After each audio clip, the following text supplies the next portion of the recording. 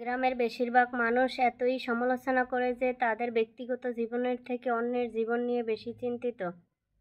আপনার চুল বড় কেন, আপনি বোরকা পরেন কেন, অনার্সে পড়লেও মেয়ের বিয়ে দেয় না কেন, বয়স 25 পেরিয়ে গেলেও কেন জব হয় না কেন, আপনার বেসমেট কেউ বিদেশে গিয়ে লাখ লাখ টাকা কামায়, আপনি কেন পড়াশোনা করেন কেন, এসব আজব গুজব বিষয় নিয়ে তাদের অনেক টেনশন।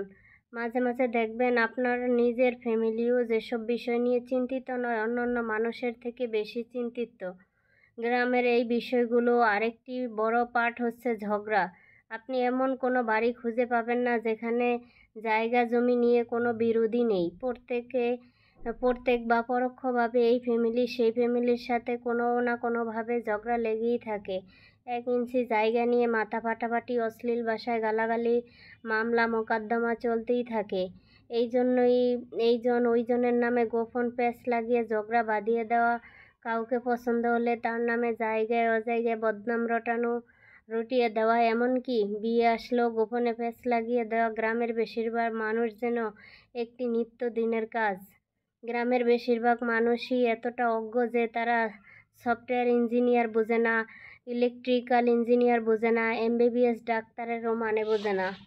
তাদের কাছে সরকারি চাকরি মানেই পুলিশ হোক, কনস্টেবল, সেনাবাহিনী হোক, সৈনিক, প্রাইমারি স্কুলের শিক্ষক, এইসব। আর এখন নার্সিংয়ে পড়া স্টুডেন্টকে যেভাবে ডাক্তার ভাবে, তেমনি সরকারি মেডিকেল MBBS পড়ুয়া কাউকেও সেই রকম ভাবে না। তাদের কাছে আপনি সরকারের কত গ্রেডে চাকরি করেন তার থেকে গুরুত্বপূর্ণ আপনি প্রাইভেটে জব করেন নাকি সরকারি। আপনি যদি প্রাইমারি স্কুলের পিউনও হন তাও মেয়ে বিয়ে দিতে রাজি, কিন্তু বেসরকারি যত ভালো চাকরি করেন না কেন আমতা আমতা করবেই। তাদের কাছে আপনার উচ্চশিক্ষা গ্রহণের থেকে আপনার সে বন্ধুর দাম বেশি যে SSCর পর সৈনিক, কনস্টেবল, বিদেশ বা কোনো কাজে চলে গেছে। আর গ্রামের সবচেয়ে বিরক্তিকর পার্ট হচ্ছে গ্রামের চায়ের দোকানগুলো। গ্রামের প্রতিটি চায়ের দোকানে চায়ের চুমুকে উঠেই গিবত দিয়ে, যেখানে কার বউয়ের বাচ্চা হচ্ছে না, কার বউ প্রেগনেন্ট থেকে শুরু করে রাজনীতি, অর্থনীতি, খেলাধুলা কোনোটারই গবেষণা বাকি থাকে না, যার অধিকাংশই আবার গুজব।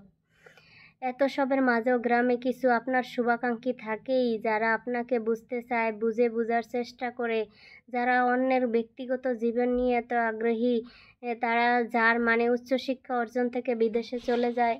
উচ্চশিক্ষা অর্জনের জন্য বিদেশে চলে যাও কিংবা কোনো কাজে চলে যাও কখনই বেটার অপশন নয়। যারা চায়ের কাপে মিথ্যা আর গীবতের ধোঁয়া উঠায় না, তাদের সেলুট আর আজীবন সম্মান প্রাপ্য। জন্ম থেকেই গ্রামের পলিমাটি গায়ে মেখে একজন খাঁটি গ্রাম্য মানুষ হয়েও এ কথাগুলো বলার একমাত্র কারণ তিক্ততা।